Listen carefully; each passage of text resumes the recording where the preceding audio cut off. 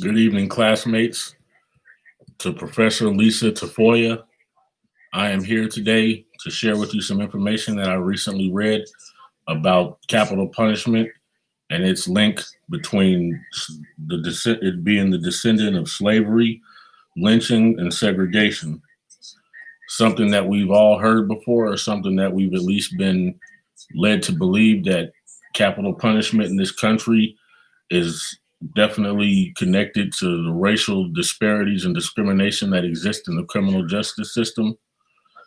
Recently, there was a report that was released by the Death Penalty Information Center that details the link between capital punishment and racial discrimination. This recent report that was released in September of this year, 2020, basically starts off telling us that the Death Penalty Information Center releases a report placing death penalty in historical context as a descendant of slavery, lynching, and segregation. It goes on to say the death penalty must be a part of current debate about criminal legal system reforms. What I got from this report basically tells us that the Death Penalty Information Center, in its recent report, provides in-depth evidence of the historical role that race has played in the death penalty.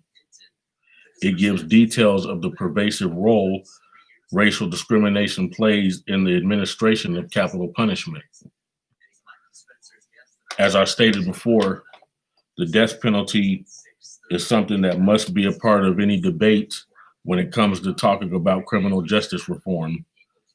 And it must be a part of any discussion of police reform, prosecutorial misconduct or prosecutorial accountability, reversing mass discrimination, reversing mass incarceration, and the criminal legal system as a whole.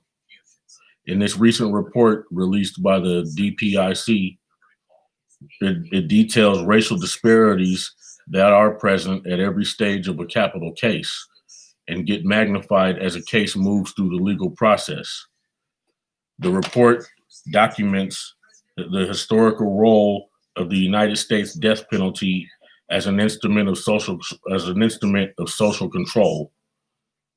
After the Civil War, the death penalty was used, and even during slavery, it was used as a tool for controlling Black populations and curbing rebellions.